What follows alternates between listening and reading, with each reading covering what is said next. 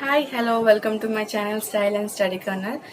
So first మనం ఏ competitive ఎగ్జామ్కి prepare అవ్వాలి అన్నా ఫస్ట్ మనకు దానికి సంబంధించిన సిలబస్ అనేది బాగా తెలిసి ఉండాలి. సిలబస్ ఏమీ తెలియకుండా ఏ బుక్స్ పడితే బుక్స్ చదవడం వల్ల మనం సక్సెస్ అవ్వలేం లైఫ్లో. సో మనం ఏ కాంపిటేటివ్ ఎగ్జామ్స్కి ప్రిపేర్ అవ్వాలనుకున్నా ఫస్ట్ దానికి సంబంధించిన సిలబస్ చూసుకోవాలి. ఆ సిలబస్కి సంబంధించిన లేటెస్ట్ అప్డేటెడ్ బుక్స్ ఎక్కడ దొరుకుతున్నాయి, ఆన్లైన్లో దొరుకుతున్నాయి, ఎక్కడ దొరుకుతున్నాయో తెలుసుకొని అవి మనం కొనుక్కొని వాటిని కొనుక్కున్న తర్వాత కూడా వాటిని వదిలేస్తే దానివల్ల ఫలితం లేదు. సో కొనుక్కున్న వాటిని కూడా మనం ఒక టైం టేబుల్ ప్రకారం రెగ్యులర్గా చదివితేనే దానివల్ల యూజ్ అనేది మనకు ఉంటుంది. మనకి ఇచ్చిన సిలబస్ని ఊరికే మొబైల్లో చూసుకోవడం కాకుండా దాన్ని ఒక న్యూ బుక్ తీసుకొని దానికి ఫ్రంట్ పేజెస్లో సిలబస్ని నీట్గా రాసుకోవాలి. లైక్ దిస్ అన్నమాట. సో నాకేంటి అంటే నాకు ఒక అలవాటు ఉంది. ఏ కాంపిటేటివ్ ఎగ్జామ్స్కి ప్రిపేర్ అయినా నేను ఫస్ట్ బుక్ కొనుక్కుంటాను, సిలబస్ని చాలా నీట్గా రాసుకుంటాను. సిలబస్ రాసిన తర్వాత ఆ బుక్స్కి సంబంధించి నా దగ్గర ఏ బుక్స్కి ఏ చాప్టర్స్కి దగ్గర నోట్స్ ఉంది, నోట్స్ లేనిది సపరేట్ చేసుకుంటాను. నోట్స్ ఉన్నవి ముందుగా అన్నీ ఒక చోటు పెట్టేసుకుంటాను. నోట్స్ లేనివి కూడా గ్యాదర్ చేసుకొని ఒక దగ్గర పెట్టుకుంటాను. ఇవన్నీ గ్యాదర్ చేసుకున్న తర్వాతే నేను చదవడం స్టార్ట్ చేస్తాను. సో ఇప్పుడు మనం విలేజ్ ఫిషరీస్ అసిస్టెంట్కి సంబంధించిన సిలబస్ని ఒక రౌండ్ వేసేద్దాం. పార్ట్ బి ఆక్వాకల్చర్కి వచ్చినప్పటికీ మనకి ఇందులో 9 రోమన్స్ ఉన్నాయి. సో ఒక్కో రోమన్కి సంబంధించి మనం డిస్కస్ చేసుకున్నాము. సో ఫస్ట్ రోమన్ వచ్చేసి taxonomy, ecology and biology of fish and prawn. So మనం ఫస్ట్ టైటిల్ ఇచ్చారు అంటే టైటిల్లో చాలా మీనింగ్ ఉంటుంది. సో మన టాక్సానమీ అంటే ఏంటి, ఎకాలజీ అంటే ఏంటి, బయాలజీ అసలు బయాలజీ అంటే ఏంటి, ఫిష్ అండ్ ప్రాన్కి సంబంధించి ఈ 3 టర్మ్స్కి సంబంధించి డెఫినేషన్స్ తెలుసుకోవాలి. ఈ 3 టర్మ్స్ డెఫినేషన్స్ తెలుసుకుంటే ఆ రోమన్లో ఉన్న రిమైనింగ్ వాటికి కూడా మనకి ఈజీగా అర్థమయ్యే ఛాన్స్ ఉంటుంది. External morphology of fish and prawn, taxonomy of commercially imported fishes and prawns. External morphology అంటే బయట అపీరియన్స్ని చూసి మనం ఫిషెస్ని, ప్రాన్స్కి సంబంధించిన ఎక్స్టర్నల్ క్యారెక్టర్స్ వాటిని మనం చదువుతాము. సెకండ్ వచ్చినప్పటికీ ఏంటి అంటే taxonomy of commercially imported fishes and prawns. అంటే ఏవైతే మనకి డిమాండ్ ఎక్కువ ఉంటాయో, కమర్షియల్ ఇంపార్టెంట్ ఉంటాయో ఆ ఫిషెస్ ఆ ప్రాన్స్ యొక్క టాక్సానమీని నేర్చుకోవాలి. ఫర్ ఎగ్జాంపుల్ ఫిషెస్ అంటే Indian major carps, catla, labeo, rohita like. And prawns వచ్చినప్పటికీ మనకి రోజెంబర్గై, మాల్కమ్సోని ఇలాంటివి అనమాట. సో మనకి ఇందులో ఫిష్ పాండ్ ఎకాలజీలో వచ్చినప్పటికీ pond ecosystem, food chain, ecological pyramids, biotic and abiotic factors of pond.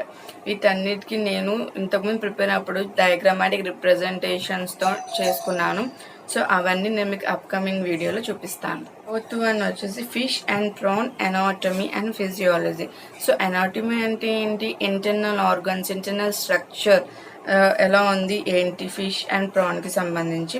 Physiology అంటే మెకానిజమ్స్ ఎలా జరుగుతున్నాయి, రెస్పిరేషన్ అనేది ఎలా జరుగుతుంది, రీప్రొడక్షన్ అనేది ఎలా జరుగుతుంది, డైజెషన్ అనేది ఎలా జరుగుతుంది ఏంటి, ఇవన్నీ మనకి ఫిజియాలజీ అండర్లోకి వస్తాయి. So Roman number 2 aquaculture. ఇందులో మనకి principles of aquaculture, fresh water aquaculture system, brackish water aquaculture system. అంటే డిఫరెంట్ టైప్ ఆఫ్ ఆక్వాకల్చర్ సిస్టమ్స్లో మనం ఏవైతే స్పీషీస్ని కల్చర్ చేస్తాము దాన్ని బేస్ చేసుకుని సిస్టమ్స్ అనేవి ఉన్నాయి ఆక్వాకల్చర్లో.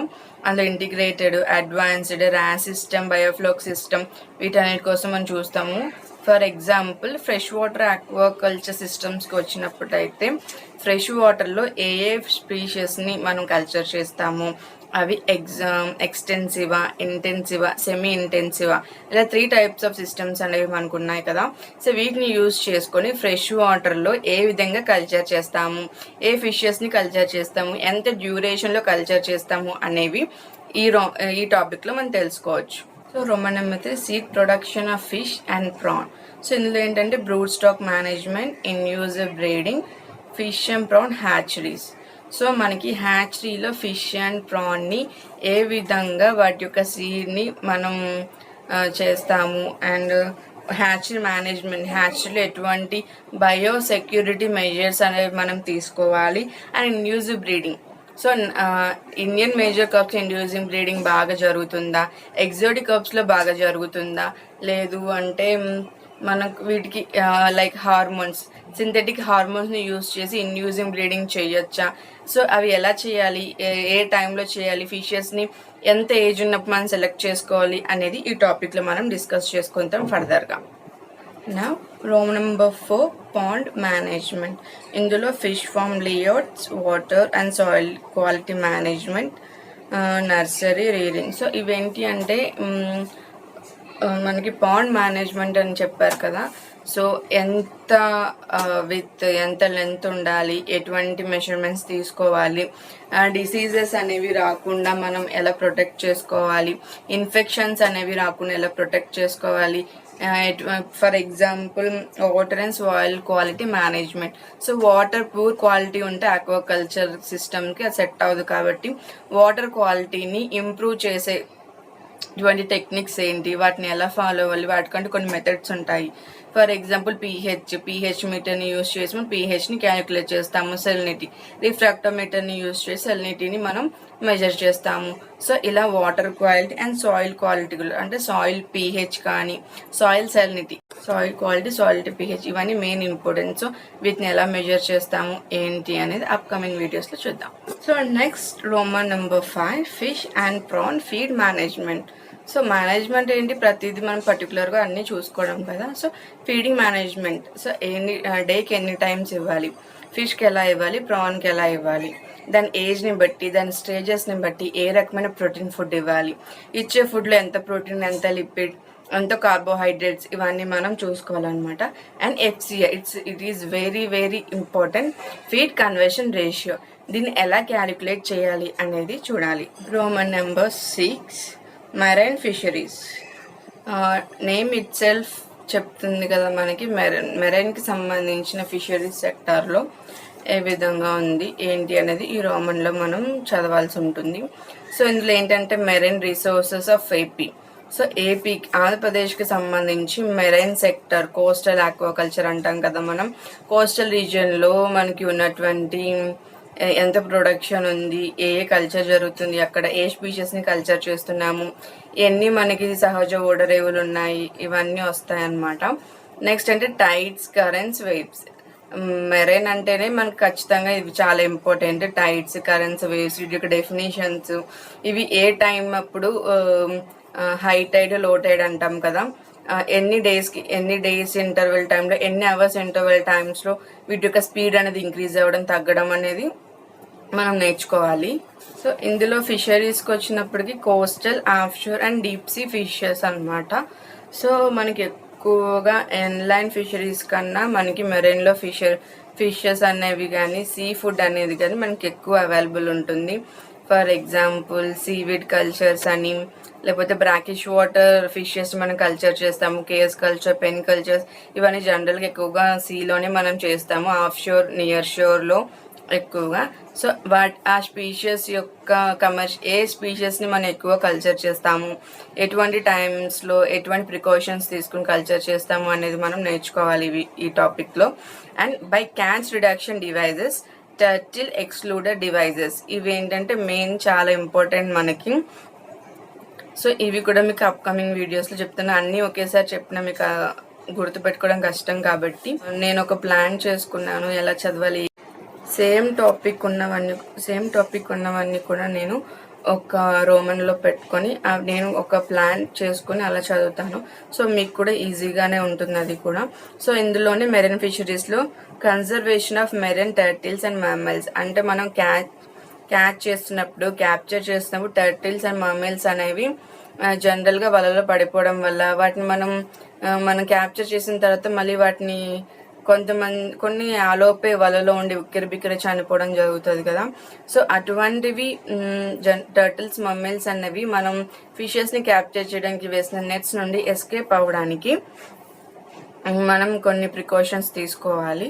సో అవి కూడా అంటే మ్యామల్స్, టర్టిల్స్ని ఎలా కన్జర్వ్ చేసుకోవాలి, ఎలా ప్రొటెక్ట్ చేసుకోవాలి అని చెప్పి నేర్చుకోవాలి.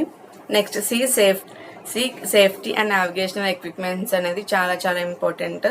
ఎందుకు అంటే మనం ఫిషింగ్కి వెళ్ళినప్పుడు కానీ ఒక ప్లేస్ నుంచి ఇంకో ప్లేస్కి మనం మెరైన్లో ట్రావెల్ చేస్తున్నప్పుడు కానీ మనకంటూ కొన్ని రూల్స్ రెగ్యులేషన్స్ తెలుసుకోవాలి. కానీ కొన్ని న్యూ టెక్నికల్ ఎక్విప్మెంట్స్ అనేవి మన దగ్గర ఉండాలి. అంటే ఎంత డిస్టెన్స్లో మనకి క్యాప్చర్ చేయడానికి ఫిషెస్ యానిమల్స్ అనేవి ఉన్నాయి, ఎంత డిస్టెన్స్లో ఉన్నాయి, ఎక్కడ ఏ స్పీసెస్ ఎక్కువ గ్రోత్ ఉంది, ఇలాంటివి వాటికి సంబంధించి కొన్ని ఎక్విప్మెంట్స్ అనేవి ఒక టెక్నికల్ ఎక్విప్మెంట్స్ అనేవి మన దగ్గర ఉన్నాయి. సో వాటిని మనం చదువుకోవాలి. అవి ఏ ప్రిన్సిపల్స్ మీద బేస్ అయి ఉన్నాయి, ఏ ప్రిన్సిపల్స్ని యూజ్ చేసి అవి వర్క్ చేస్తున్నాయని తెలుసుకోవాలి.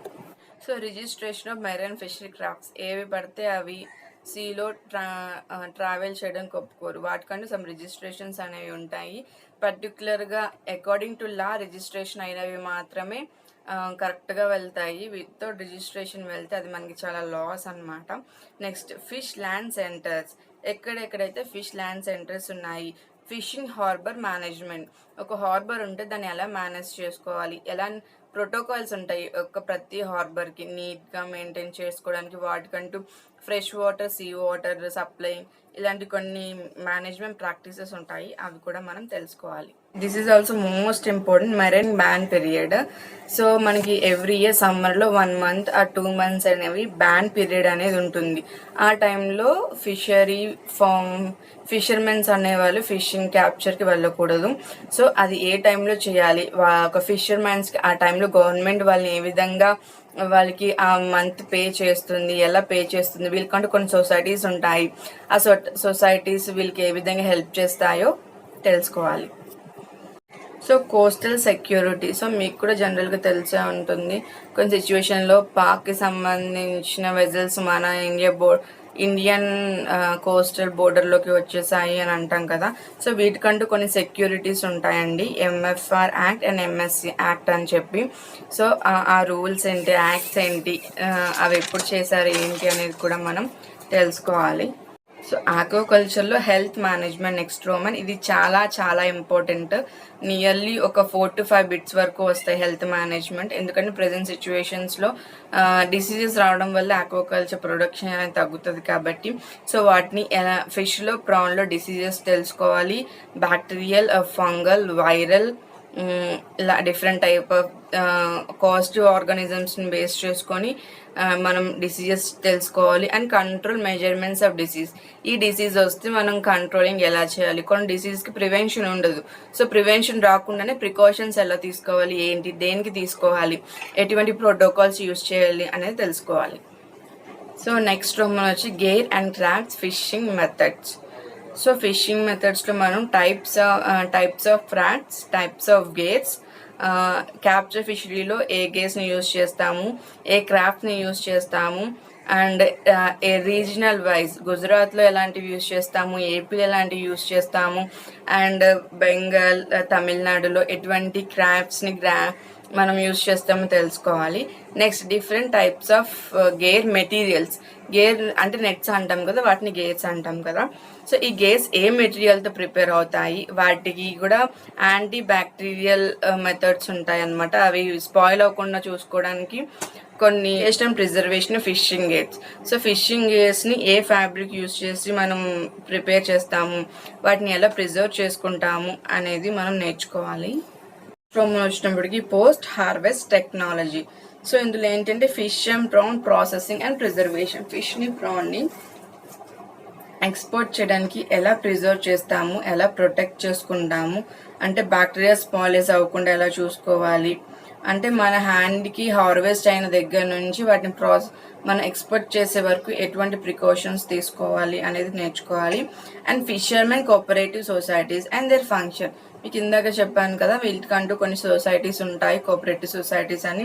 వీళ్ళకి ఎకనామికల్గా వీళ్ళకి హెల్ప్ చేయడానికి, వీళ్ళకంటూ కొన్ని సిచ్యువేషన్స్లో వాతావరణం సరిగ్గా లేనప్పుడు వీళ్ళకి ఇన్ఫర్మేషన్ ఇవ్వడం కానీ, వీళ్ళు ఎప్పుడన్నా క్రాప్స్ కానీ తుఫాన్ వచ్చినప్పుడు కొట్టుకుపోయినప్పుడు కానీ వీళ్ళకి ఏ విధంగా హెల్ప్ చేస్తాయి, and will so next fisheries institutions and government schemes and policies.